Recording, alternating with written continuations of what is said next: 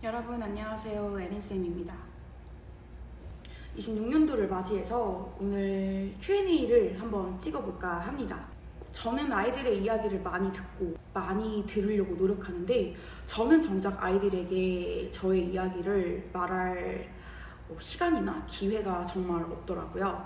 그래서 우리 친구들이 영상을 보면서 혹은 학부모님들이 영상을 보면서 우리 선생님은 어떤 선생님이구나, 혹은 우리 선생님이 우리 아이한테 어떤 교육을 하고 있구나, 이것저것 유추하시면서 참고할 수 있는 그러한 영상이 되지 않을까 싶습니다. 첫 번째 질문은 나이가 몇 살인지, 그리고 실용무용을 언제 시작하셨는지에 대해서 궁금하다고 질문을 해줬어요. 나이는 30대가 아닙니다. 거기까지만 이야기를 하도록 하겠습니다. 왜냐하면 나이를 이야기를 했을 때 태도나 행동이 변화되는 사람들을 많이 마주했었어요. 여러분들이 충분히 이해해 주실 거라 믿고 30대가 아닌 것까지만 이야기를 하겠습니다. 그리고 실용무용은 언제 시작했는지에 대해서 궁금해 하시는데, 저는 본격적인 실용무용을 배운 것, 코레오라는 장르를 배운 건 21살 때 배웠습니다. 되게 늦게 시작했죠.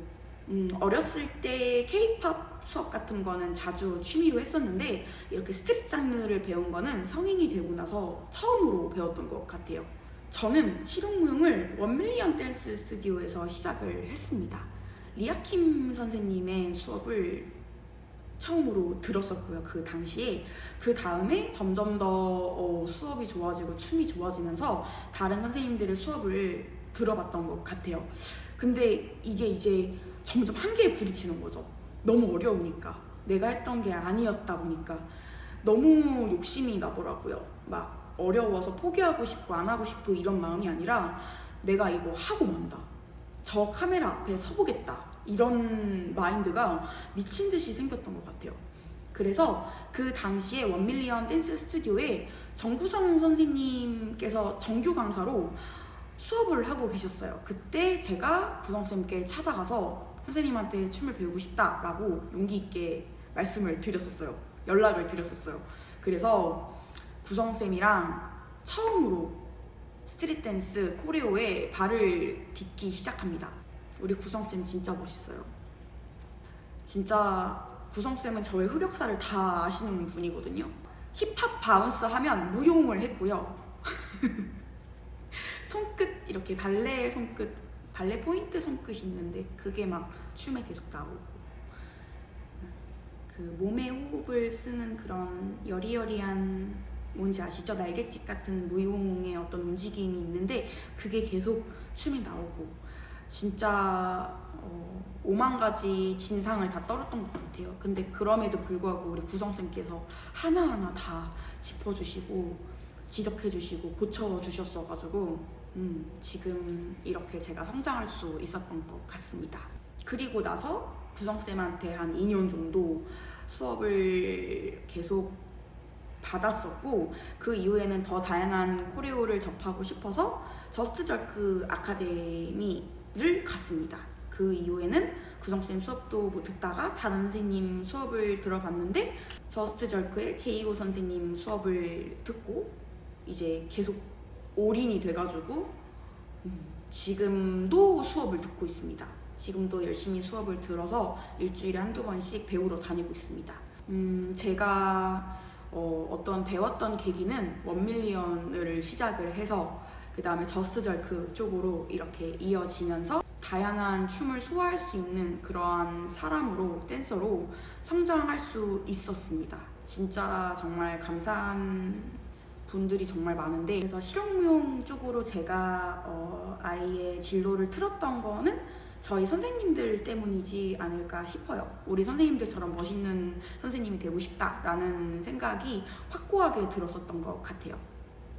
두 번째 질문은 진로에 대해서 고민이 많다라는 친구들이 질문을 줬는데, 진로를 결정하는 게 너무 어려워요 라는 고민으로 이야기를 했던 질문이에요. 내가 이 춤을 췄었을 때 내 마음이 어떻게 되고 내 생각의 변화가 어떻게 되고, 거기서 내가 이러한 생각들이나 어떤 행동들이 긍정적인 변화가 생기면 이 길이 나한테 맞는 길인 거예요. 그거를 찾아 반드시 헤매셔야 돼요. 그리고 학부모님들이 주셨던 질문들 중에 하나가, 우리 아이가 재능이 있나요? 우리 아이 이쪽 길로 가는 게 맞아요? 라는 어떠한 확신을 원하시는 어떠한 질문들을 굉장히 많이 해주셨어요. 근데 저는 그거에 대해서 저도 지켜봐야 된다고 생각이 들고요. 그 다음에 어떠한 장르, 어떠한 교육에서도 단번에 확인할 수 있는, 이 길이 맞는지 안 맞는지를 판단할 수 있는 그러한 장르는 아무것도 없다고 생각합니다. 우리가 안 될 거를 예상을 하고 시작을 하는 게 아니라 될 거를 예상을 하고 시작을 하는 거기 때문에 그런 안 좋은 걱정은 미리 시작을 안 하시는 게 좋아요. 그 선택이 틀릴 수 있는데 그 틀리는 걸 두려워하지 않으셨으면 좋겠어요. 틀려봐야지 그 다음은 성공을 하는 거거든요. 그렇기 때문에 아이가 조금 내가 생각했던 거와 다른 방향으로 가려고 해도 내 아이를 존중해 주셨으면 좋겠어요. 너가 그래 실패도 해보고 또 이걸 하다가 맞는 것도 찾겠지라고 충분한 여유와 시간과 기회를 주셨으면 좋겠습니다. 그래서 결론은 우리 베이비들도 일단은 이것저것 시도해보고 찾아봐야 됩니다. 공부가 적성에 안 맞다면 다른 거를 반드시 도전을 해보셨으면 좋겠어요. 분명히 내 마음을 흔드는 무언가가 생길 거예요. 그리고 주변의 환경과 사람도 바뀌게 됩니다. 그러한 사례가 있었던 분들이 자기의 길을 찾아 나가는 그러한 사례를 많이 봤던 것 같아요. 그 다음에 인간관계에 대해서 물어봤던 것 같은데, 이거는 너무 질문이 많아서 좀 포괄적으로 이야기를 좀 할게요. 어쨌든 궁극적인 목적이 좋은 사람을 만나는 법, 좋은 사람이 되는 법, 그 다음에 좋은 친구를 사귀는 법, 이런 거 같아요. 친구 관계에 있어서 더 돈독해지는 법, 이러한 의미가 담긴 질문인 것 같은데, 좋은 관계는 일단 존중으로부터 오는 것 같고요. 나와 맞지 않더라도 인정할 수 있는 그러한 태도가 가장 중요한 것 같아요. 다름을 두려워하지 말고, 내가 만약에 이 친구로부터 피해를 당했다면 되갚으려고 하면 절대 안 돼요. 복수는 그렇게 좋지 않습니다. 복수보다도 저런 사람이 되지 말아야지, 저런 행동을 하지 말아야지 라는 어떤 배움으로 생각을 하고 서서히 멀어지고 나하고 맞는 친구들끼리 다시 이렇게 돈독해지는 어떤 시간을 좀 보냈으면 좋겠어요. 그리고 여러분, 좋은 관계, 좋은 사람이 되고 싶고 맺고 싶으면 일단 내가 먼저 좋은 사람이 되어야 됩니다. 나의 이상형을 한번 생각을 해보세요. 이상형에 내가 그거의 이상형에 부합이 되는 사람인지를 한번 생각해 보시고 그런 사람이 되려고 노력해 보시면 됩니다. 저는요, 사람을 거르는 방법 혹은 판단하는 방법이 있어요. 사람한테 상처를 주지 않고 혹은 피해를 주지 않고 사람을 거르는 그러한 어떤 저만의 팁이 있는데, 저는 저를 굉장히 낮춥니다. 좀 바보가 되는 거예요. 제가 좀 모자르게 행동을 하는 거죠. 좀 부족한 모습을 그 사람에게 보입니다. 근데 그 사람이 그거를 어떻게 대처하고 어떻게 받아들이고 어떻게 저를 대하는지 봅니다. 그 사람의 태도와 말투와 행동을 아주 자세히 관찰을 합니다. 최대한 저하고 맞지 않는 사람이랑은 크게 상대를 안 하려고 합니다. 선생님은 손절을 해보신 적이 있으세요? 선생님은 너무 밝아서 그 누구도 이렇게 거절하거나 팽개치지 않을 것 같아요 라는 그러한 이야기를 했어요. 근데 저 굉장히 단호합니다. 그렇게 안 보이시는 거죠? 저 진짜 단호하고요. 무례하게 대하는 사람한테는 얄짤없습니다. 굉장히 무례하고 선을 넘었다 싶으면 저의 기분에 대해서 정확하게 설명을 하고요. 그 다음에 다시는 연을 맺지 않습니다. 연을 맺지 않겠다고 직접적으로 얘기를 합니다. 여러분들 주변에 착하신 분들 혹은 늘 밝으신 분들 있잖아요. 모든 사람들한테 수용하고 예의 바르고 절제가 있으신 분들이 있을 거예요. 그런 사람들 굉장히 무섭게 생각하셔야 됩니다. 단칼에 박히실 수 있거든요. 되게 참고 있는 거거든요. 그리고 공과 사를 구분을 하고 있는 거거든요. 늘 밝은 모습 굉장히 중요하지만 선을 넘었을 때는 여러분들의 어떤 생각과 감정에 대해서 잘 표현할 수 있는 사람이 되어야 됩니다. 그러한 연습이 좋은 관계를 맺을 수 있는 그러한 팁인 것 같아요. 그 다음에 자신감이 생기려면 어떻게 해야 되나요? 일단은 춤의 자신감은 외형적인 겁니다. 첫 번째, 외형적인 준비가 잘 되어 있어야 돼요. 내가 스스로 나를 봤을 때 내 모습이 멋있어 보여야 돼요. 옷도 그렇고 얼굴도 그렇고 헤어도 그렇고 신발도 그렇고 그 다음에 환경도 그렇습니다. 일단 외형적인 거, 보이는 것들이 나의 자신감을 만드는 거 첫 번째. 두 번째는 이제 내면적인 자신감이 생명이죠. 그 두 가지가 융합이 됐었을 때 정말 최고의 자신감이 나오는 것 같아요. 또 실력이 좋아야겠죠? 그렇다 보면 자신감은 당연히 생길 수밖에 없는데 이 중에서 가장 중요한 거는 저는 내면의 자신감이 가장 중요한 것 같아요.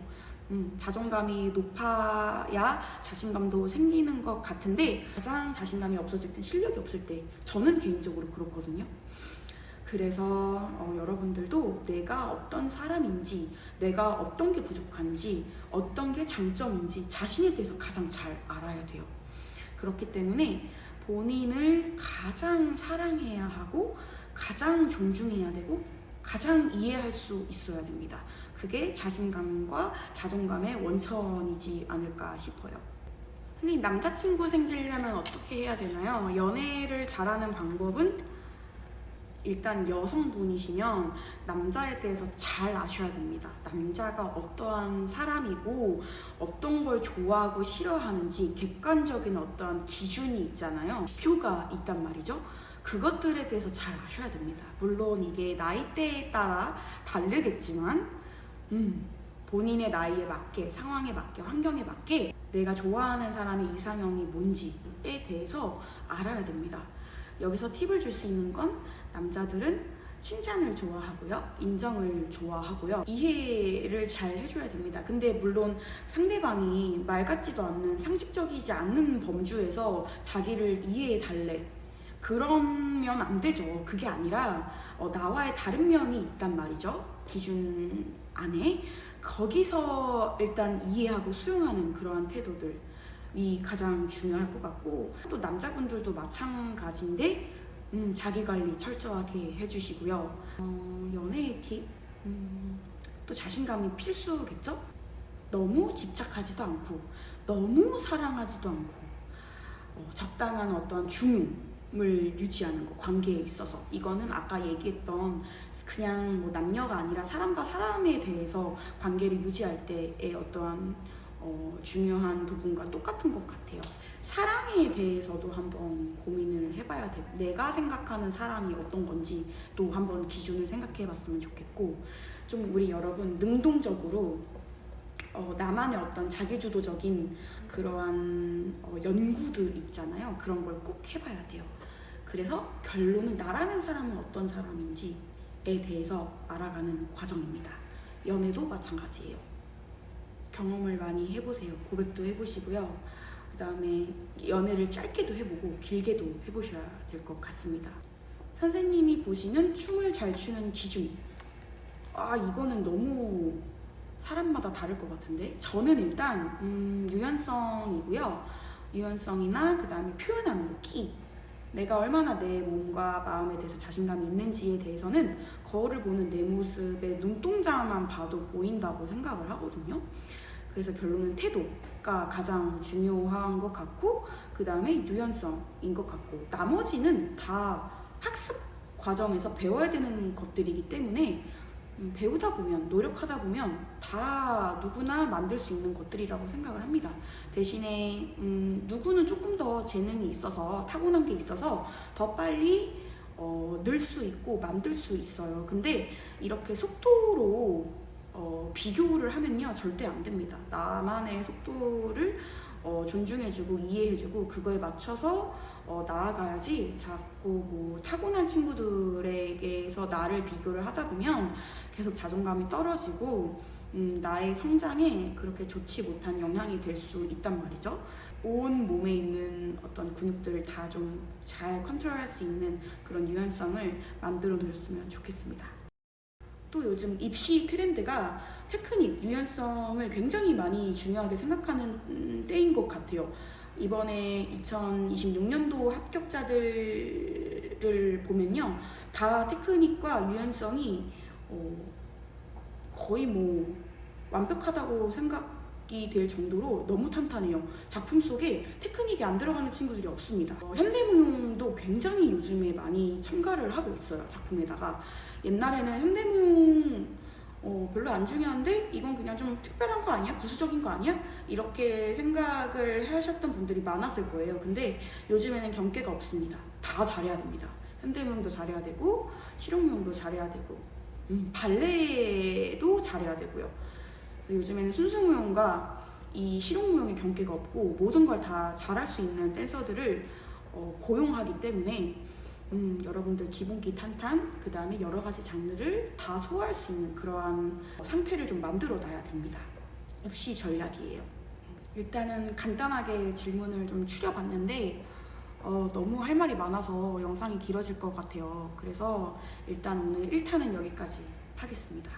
여기까지 하고 2탄에서는 더 재밌는 질문들 가져와서 영상 또 가지고 올 테니까 이번 영상도 재밌게 봐주셨으면 좋을 것 같고요. 다음 영상도 기대해주세요.